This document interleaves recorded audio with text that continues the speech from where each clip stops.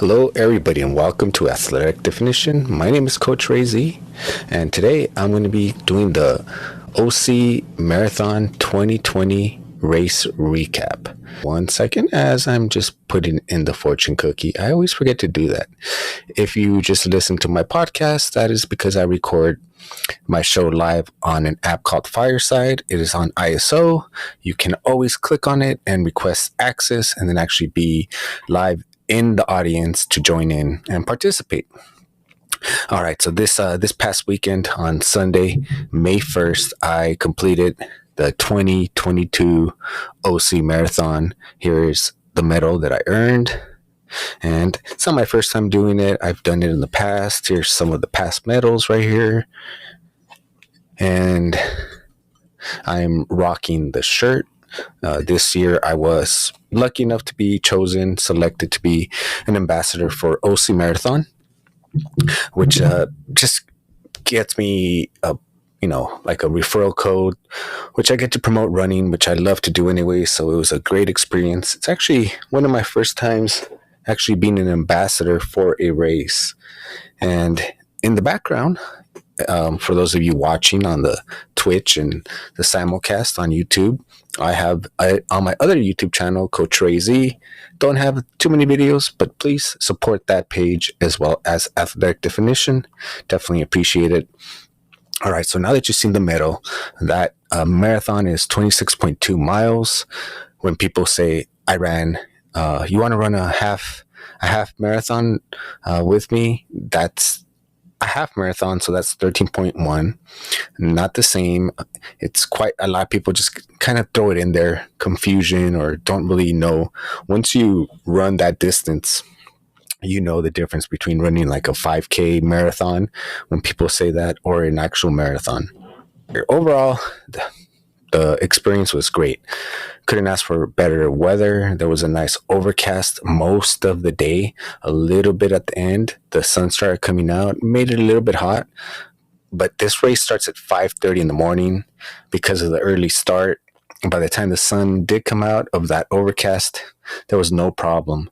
And this one, compared to other races, it's very scenic. You get to see a lot of like ocean front property. You start off in Fashion Island, so you go through Newport, you go through Costa Mesa, you go through Santa Ana, I think a little bit of Irvine, and then you end up at the OC Fair Event Center.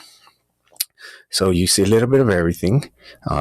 And as far as like people cheering, there's people at the end along the route. To the volunteers in any race, thank you, definitely appreciate it. But I want to give a special shout out to Tony, Andrew, Danny, representing the I don't even know why I'm looking at my notes because I know them. They were there showing support for the runners. They took beer, they took soda, they took peeled oranges, and they just gave it out to runners. And then they followed me and my friend Jason and Christina and a couple other people they knew participating. That's what we do. We help each other out. We go and show support locally whenever we can, and it's a nice combination of La Puente runners with the San Dimas Running Club, and as I mentioned, Pomona Valley runners, and then the Claremont Trotters. They were out there. They were showing support. It was a great race, especially getting to see friends and people I knew along the course, maybe about 4-5 times along the course. And I don't. If this is your first time listening to the show, I try not to drink soda. It's one of my vices. So I haven't drank a soda since pretty recently, just because it's LA Marathon. But since my last marathon, and I got a soda can of Coke at mile 19, and I feel that prevented me from hitting the wall. So that tasted so good as well. And I didn't even drink the whole thing. It was like one of those 8-ounce ones. But at the last show I did an OC preview, and I gave a bunch of incorrect information. I'm going to clarify that. So be sure to stick around, to find out what it is. There was a total of 5,086 half marathoners. At least I completed it from what I looked up. I went to the OC Marathon 2022 results, and that's what I pulled up. I saw that there was a new course record on the course on the female side. Also, there was 1,437 marathoners. Out of me and my friend, we actually got there a little bit late. Not late, but by the time we did everything we had to do, the marathon started. So we started maybe about 6 to 7 minutes after the actual marathon started. We were probably dead last, like crossing to start, and then we passed up the balloon lady who was there. And if you, so this is one of the things that I mentioned that I was kind of incorrect about. So the course limit is 7 hours at the OC Marathon. Now that doesn't. When I read that, it actually never said that you don't get your medal if you don't finish it within the 7 hours. All it said was that there's road closures, the medical tents, and things of that nature would be no longer available. So to plan accordingly. So as far as marathoners, they had, let's see here, they had 1,437. And out of those, 34 of those runners didn't finish within 7 hours. And depending on the time, that could mean that you're running on the sidewalk. One, or the very last runner, it took them 8 hours, 25 minutes, 47 seconds. So I thought that all those people would be, from the information I gave previously, I thought that they would be DQ'd. According to what I see, they're not DQ'd. They just don't actually finish during the course time as far as to close it. But congratulations to everybody who finished. I myself completed Marathon 57. It's been a great journey. The road to 100 marathons. So please be sure to follow along. I did better than I did on my previous one, maybe by 20 minutes. I got 4 hours, 37 minutes, 7 seconds. My pace was 10 hours, 35 minutes. I'm okay with this. I always, you got to put in the work if you want to see the results. I need to put in more work. So overall, I came out of the 1,429, which is a different number that they listed compared to the marathoners. So maybe out of the 4,337 marathoners, only 1,429 finished. And I came out 734th place overall for my 57th marathon. All right.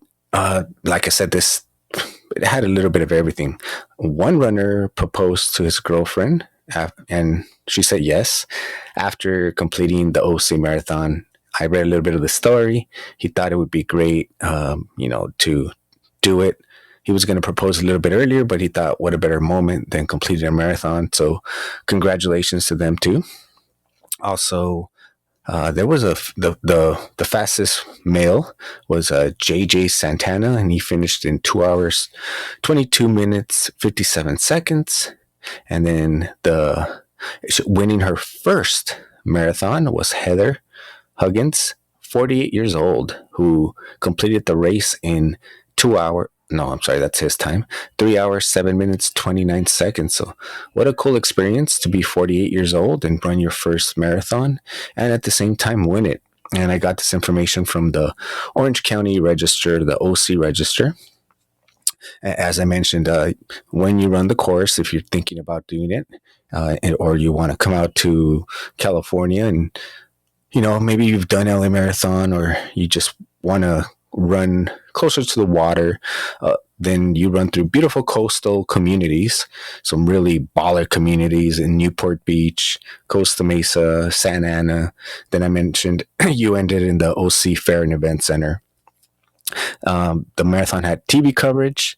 The KTLA, which is Channel 5 out here in Los Angeles, said, and one of their websites said, OC Marathon makes a return after a 2-year hiatus, which is technically incorrect because they made their return to live racing in November of last year. And of course, this race is typically always held in May. And because of the whole pandemic, they switched it to November. And I know this because I was a legacy and I deferred it to this one that just passed, but because I didn't do a virtual or something like that, my legacy status was lost. To be a legacy in the Orange County Marathon, you have to have completed three races with them within the last 3 years continuous. So that's fine. I'm okay. Back in the day, I would have been really upset about not being a legacy, and I'm excited to have running back. You know, it is in a way kind of the first time back to the regular course. And to me, I'm just grateful to be able to get out there and do what I love with other people. When there was no running, no nothing, no sports, it was sad times, especially for me being someone so active. Um, and so, yeah, I lost my legacy status, and that's okay. Now, I think not I think, one of the other things I mentioned is that this course is relatively flat. And that is true because when you look at, and I thought I wrote it down, but it looks like I may not have it. When you look at the overall course, and I'll actually read what I got from the OC Marathon. The full marathon course is a net downhill in elevation from start to finish. The first 6.5 will be extremely fast with only minor inclines. Mile 6.5 to 7 is the only significant hill on the course, taking the runners from 15 feet to 75 feet. The course is mostly flat, though mile 10.5 with a couple rolling hills and 11.5, there is another 45-inch incline at mile 14.5, which is 14 and a half, over the 405 overpass, which is the freeway over here. So the 405 freeway overpass, and a 40 incline, slightly over 1/4 of a mile in length at mile 23. After, I definitely felt that one. They're relatively small hills, which is true. Overall, it's not that hilly. But when you're running it and you're running the marathon, from what I said, I'm like, oh, this thing's flat. No, there was a lot more hills than I anticipated. Nothing that should deter you if you're interested in doing that for the first time. As long as you train and you have a great game plan, all of it's manageable. But I really, unless you're going to go run Ravel races, which are marathons specifically downhill, then I haven't found a course that doesn't have hills, no matter how well it's written. And but overall, go check out the stats. It's really, the elevation's great, but you're still doing some climbing. So when you're done, even on the way to the end, it's on mile 26, you run through the band that they have or the live DJ, and then you finish. And then when you finish, you get like pizza, which I didn't even get. I wasn't really hungry this year. So my one negative thing that I would have to say is, but I understand it's business. They did not have free beer for the runners. They had a free White Claw. I will never get into seltzers versus, to me, there's no comparison between beer and having a seltzer. So especially after running 26.2 miles, I don't want something that tastes like, I don't know. I just want a beer. I feel that I earned it. That's what I wanted. So they didn't have that.